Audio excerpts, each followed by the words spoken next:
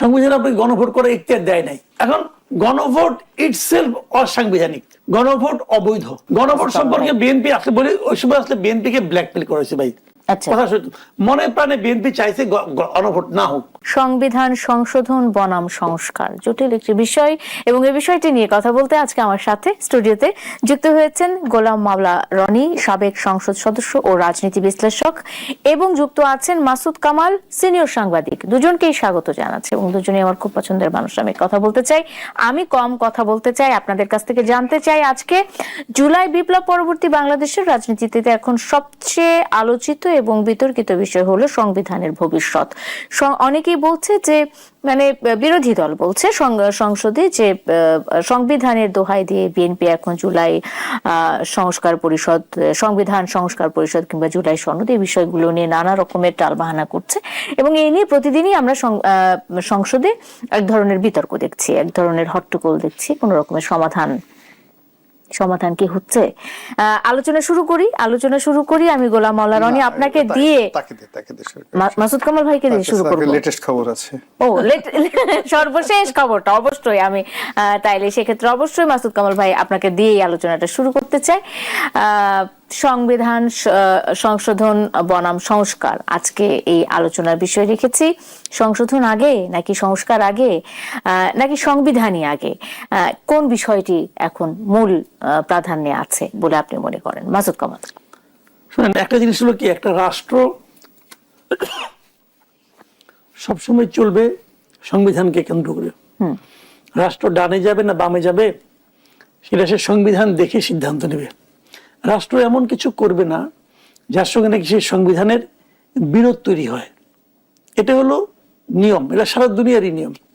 যেখানে সংবিধান নাই, যে রাষ্ট্রে সংবিধান নাই, যেমন ইংল্যান্ডের সংবিধান নাই, কিন্তু ওখানে কিছু কনভেনশন আছে, ওখানে কিছু নিয়ম কানুন আছে, সেগুলো মানতে হয় রাষ্ট্রে। এটা হলো একটা স্বাভাবিক একটা নিয়ম আর কি।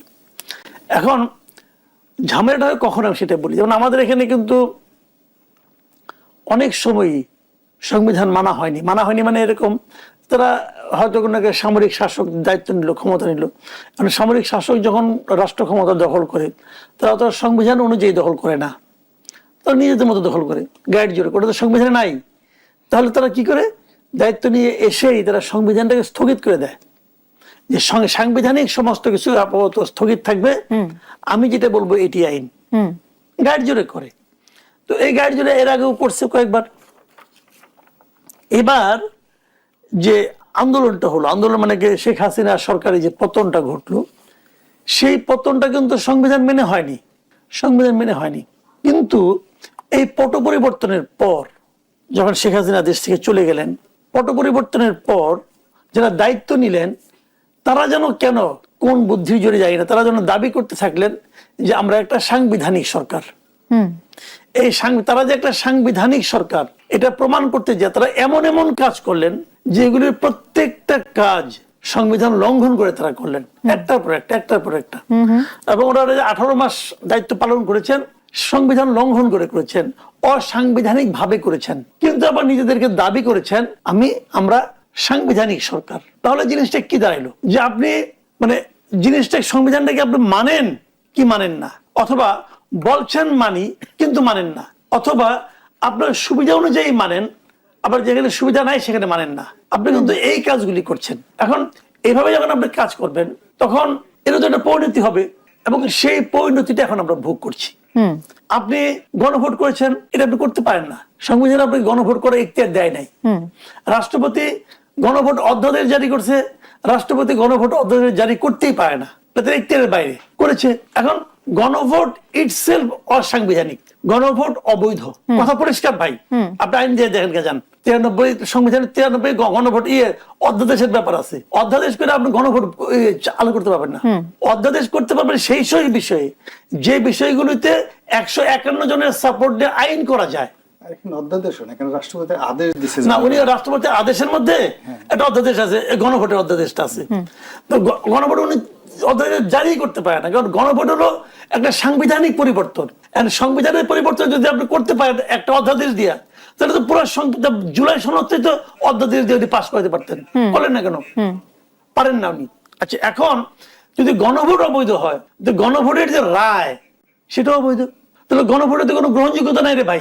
এখন যদি বিএনপি বলে আমি এটা এই গণভোটে মানি না, কিন্তু এই যে 70% মানুষের ভোট, হ্যাঁ ভোট, হ্যাঁ আচ্ছা, এটা তো পুরো জিনিসটাই তো অবৈধ। আপনি বলি আপনাকে একটা কথা, আপনি একটা বিয়ে পড়াইলেন, বিয়ে অনুষ্ঠানে আয়োজন করছেন, আয়োজন করে 50 জন লোককে খাওয়াইছেন, সবাই গিফট টিফট দিয়ে গেছে, খাইছে, যখন গিফট দিবে কিছু, পরে দেখা গেলো যে বিয়েই হয় নাই। বিয়ে হয় নাই কেন? ওটা বলতে একজন হিন্দু একজন খ্রিস্টান, আপনি মুসলিম নিয়মে কি বিয়ে পড়াবেন ভাই? ওরা তো কোনো মুসলমানই হয় নাই, বুঝলেন? তাহলে বিয়ে অবৈধ না? গিফট কি হবো? আপনি বলবেন এই যে গিফট, যেহেতু গিফট আছে অতএব বিয়ে বৈধ হইলো ভাই? হইলো না। কিন্তু বিষয়টা এইভাবে ভাবেন আপনি যে এই জিনিসটাই তো। এখন যদি বিএনপি যদি বলে যে আমি সংবিধান সংস্কার পরিষদের শপথ নিব না কারণ এটা সংবিধানে নাই, সত্য কথা, তারা নেয়নি, তার মানে বিএনপি সংবিধান তারা নেয়নি। কিন্তু গণভোটের ব্যাপারে বিএনপি যখন জুলাই জাতীয় সনদে যখন স্বাক্ষর করলো, গণভোট সম্পর্কে বিএনপির অবস্থান কি ছিল? গণভোট সম্পর্কে বিএনপি আসলে বলি ওই সময় আসলে বিএনপি কে ব্ল্যাকমেল করেছে ভাই। আচ্ছা, কথা মনে প্রাণে বিএনপি চাইছে গণভোট না হোক, এটা চাইছে, কিন্তু মুখে বলতে পারে নাই। কারণ বললে পরে ওই দিক দিয়ে জামাত এবং এনসিপি বলবে এই যে জুলাইয়ের চেতনা মানে না, এই ভয়ে একটা বড় দল যে এত ভীতু হইতে পারে এটা বিএনপি দেখাই গেছে। এখনো তো বলছে, এখনো তো বিএনপি সম্পর্কে আমি জুলাই সনদ অক্ষরে অক্ষরে পালন করবো, বাস্তবায়ন করবো। এখন তারা যেটাকে জুলাই সনদ বলে সেটাকে তো এনসিপি জুলাই সনদ বলে না। তারা বলে যে যেগুলোতে তারা দিছে, নোট অফ ডিসেন্ট দিছে, ওইগুলো জুলাই সনদ না, ও তো জুলাই সনদের বাইরে, আমি যেটা মানি নাই। এখন তারা বলতেছে আমি যতটুকু মানছি এতটুকু আমি পালন করবো, বাকিটুকু করবো না, বাকিটুকু জুলাই সনদ না। ওরা বলতেছে, আবার এনসিপি বলবে যে আপনি, জামাত বলবে আমি যতটুকু মানছি ততটুকু দিব। তার মানে কি এই ঝামেলাগুলো হয় এই কারণে যে এটা তো শুরুটাই তো ভুল দিয়ে শুরু হয়েছে। এই যে একটা কথা প্রত্যেকের কাছে গত কদিন ধরে যাদের সাথে আলোচনা করছি তারা বলছেন যে এটার শুরুটাই হয়েছে গলদ ভাবে এবং গোজামিল দিয়ে, এবং এক ধরনের মানে ইচ্ছাপ্রসূত ভাবেই এই বিতর্কগুলো টিকিয়ে রাখা হয়েছে যাতে করে পরবর্তী সময়ে এই সব নিয়েই সংসদে আলোচনা হয়, মূল ইস্যুগুলো জনস্বার্থ সম্পৃক্ত কিংবা আমাদের যে সাধারণ মানুষের যে কথাগুলো সেই কথাগুলো সংসদে যেন ঢাকা পড়ে যায় বা সেগুলো যে নিয়ে যাতে আলোচনা করা না হয়।